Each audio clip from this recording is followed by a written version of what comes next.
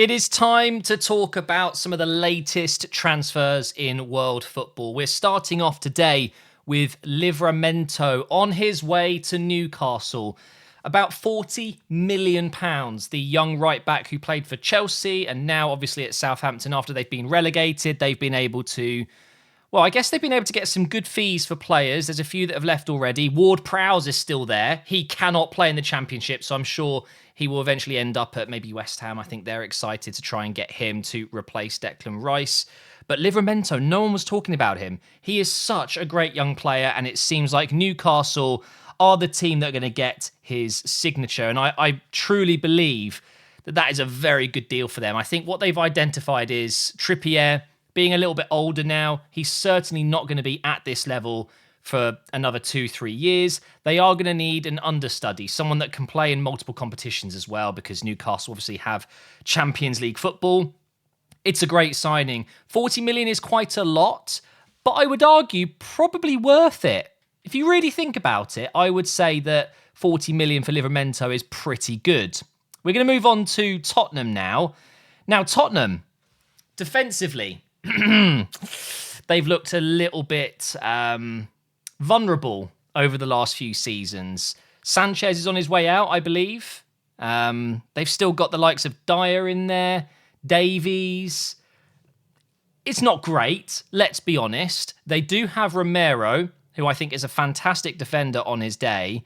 But if I'm being honest, I think he's a little bit unreliable due to the fact that he's so hot-headed. The amount of yellows and red cards he's going to pick up, they need to reinforce in their defence. So it looks like they're signing a young player from Blackburn, I think it is. I need to look into that a little bit more. But the latest news is the mighty Wolfsburg centre-back that I used in my career mode, Van der Ven. This guy is extremely talented. He, I think, already has a few caps for Netherlands. I believe he captained the under-21s Netherlands team, maybe, if I remember correctly. We're looking at 40 million plus 5 million in add-ons, but they aren't done there. Apparently, they're looking at Tapsoba as well from Leverkusen, but this deal seems to be pretty much done. I'm a little bit jealous of this one, actually. I like Mickey van der Ven. I think he's going to be a very good signing for Tottenham, but it's not enough. So if they can get Tapsoba in as well, I think that would definitely help. I do wonder if they potentially, why am I saying it like that? Potentially get in a left back, but then again, they do have that Italian left back, don't they? So maybe they don't need that anymore. I was just thinking with Perisic and, Davies. I don't know much about Tottenham, let's be honest, but this is a great signing. It really is. We're going to move on now to Barcelona. So we're going to talk about some outgoings from Barcelona. But first, what are they going to spend any potential money on? It seems like at the moment, Cancelo is no longer wanted at Man City permanently. He was put out on loan last season. He went to Bayern, won both leagues. He's got both the medals. But he could be going to Barcelona once they've made a little bit of cash. This would be a huge deal. I think he's literally perfect for Barcelona, isn't he? The way he plays, he would suit Barcelona very well. I've heard so many reports of João Felix as well. I just don't know how Barcelona are going to be able to do this. They just don't have the money, right? Their finances are all over the place, so they will have to make some sales. But this is a big one. I think this would be a great move for Cancelo. It'd be a great move for Barcelona as well. I actually would say, since Dani Alves, this would be the best defensive move they've had in that position. I think he is probably at that same kind of level. Over to France now. PSG are making a double signing. First, we're looking at Ramos here. Gonçalo Ramos, who had a great World Cup for Portugal, heavily linked with Man United. Apparently, he was Man United's second choice behind Højlund, who officially signed today. He is a new Manchester United striker. Ramos, therefore, no longer needed or wanted, and I'm sure he was waiting for that. It wouldn't surprise me if Ramos has known that he's leaving and he's had United, PSG, and his first choice probably was Manchester United. He was waiting to see if he would actually get the call. Højlund was taken, so he goes, okay, PSG it is. And that's not a bad move career-wise either. It's not a bad move at all. They've got quite a few Portuguese players there already. And he'll be earning just as much wages, if not more. And it's a good signing for PSG as well. He's such a good player, isn't he? But they're not done there. They're also signing Ousmane Dembele. This is... So he had a release clause of 50 million euros. which expired on the 1st of August, I believe. And there was this huge rush for PSG to try and get that deal done on the 31st of July to make sure they can activate the 50 million release clause, because the next day it became 100 million. However, they were late. They weren't able to get it done, but I think they've struck a deal with Barcelona, and I can't believe I'm about to say this, but reportedly it's between 25 and 30 million euros. Can we just let that sink in for a second? How have we gone from they're rushing to get it done for 50 because that release clause was active for another 7 hours on that day? It would have been 100 million. Barcelona could have easily just said, well, no, you need to pay up now. His release clause is 100 now. That's the way the world goes. But now they've got a deal under 30. Well, I don't know if I believe it. We will see when we see. But this is a here we go from Fabrizio. Dembele will be a PSG player. Huge. So if they get that money, some of it will go towards the Cancelo signing, I'm sure. Let's talk about Man City next, because this is an exciting one. So they've sold Mahrez. He has gone to the Saudi League, and they will absolutely need to bring someone in. We've talked about Elise.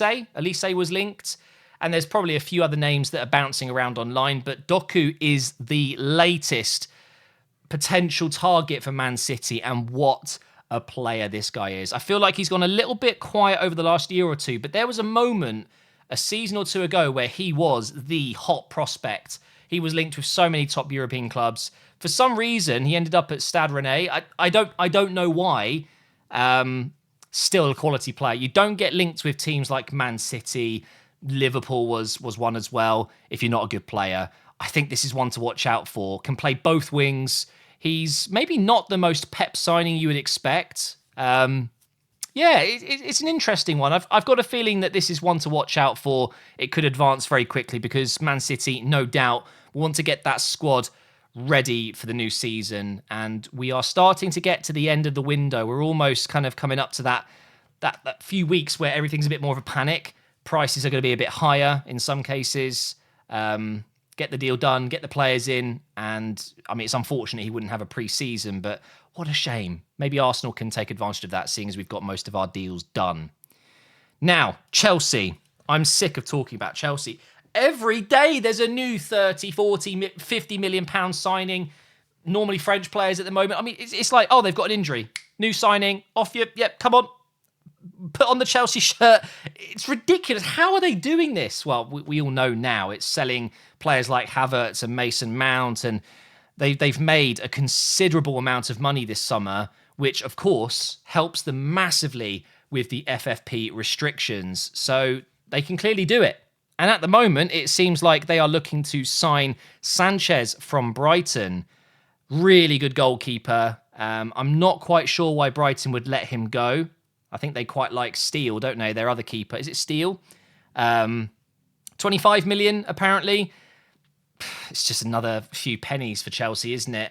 And he would be pushing Kepa for that number one spot for sure. But Chelsea, of course, are still interested in Caicedo. £80 million bid rejected. And, you know, I've got the Saudi League logo there as well, because there is an unnamed team that isn't Chelsea that has put in a huge bid. And the reports are that it is a Saudi club. It's not Arsenal. For a moment, I thought it could be, but I think we would have to sell Partey, you know, or someone, because we can't afford that. But Chelsea won't give up. I'm sure if they can strike some sort of deal with Brighton, there'll be separate deals, I'm sure, because Sanchez seems like it's pretty much done. Caicedo bids keep getting rejected. They want over 100 million. And I've got to be honest, guys, Caicedo isn't worth over 100 million. He's not.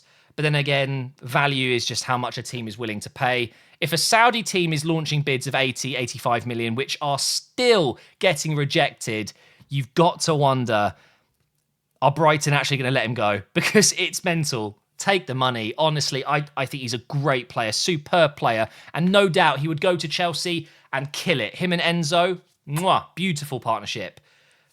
I don't think Brighton want to let him go for anything less than 100, which to me is... It's a little bit crazy because they bought him for 5 million 2 years ago. 5 million. What a deal. Just take the money. What if he has a relatively average season? I know he's just recently signed a new deal, but his value will go down. If he goes into January this season and he's had some very average performances, isn't really shining like he has been. Maybe he's out of position, maybe he gets injured or whatever. He could then very easily drop down to the 60, 70 million mark. And then Brighton would be kicking themselves that they didn't accept the 80, 90, 100 million bids, whatever they're looking for at the moment, to just let him go. They can build the team around a new signing if they have to. They will obviously replace him. And that would be a lot of money that they can have freedom to spend on basically whoever they want. They could do some serious damage with 100 million. And I think whilst Caicedo is brilliant, he isn't even the most important player in their team. So yeah, one to watch out for. I've got a feeling that this is going to drag on to the final week. My bet would be that he does end up at Chelsea. I think it will happen. And who knows if other clubs are in there. I think some people were saying the other unnamed club could be Man City, seeing as they were making a bid for Rice. I don't know. I've got a feeling that he's going to end up at Chelsea or he's going to stay at Brighton. But thank you for watching, guys. Hopefully you still enjoy these transfer specials, just talking about the deals that are going on right now, getting my opinions out there. I don't know if Arsenal are done. Raya, could it be happening soon? Kudus, apparently deal agreed on personal terms. Is it something that we're going to be able to get done? I don't know. We've still got outgoings left to go, but I will keep you guys updated. Thank you for watching, and I will see you next time.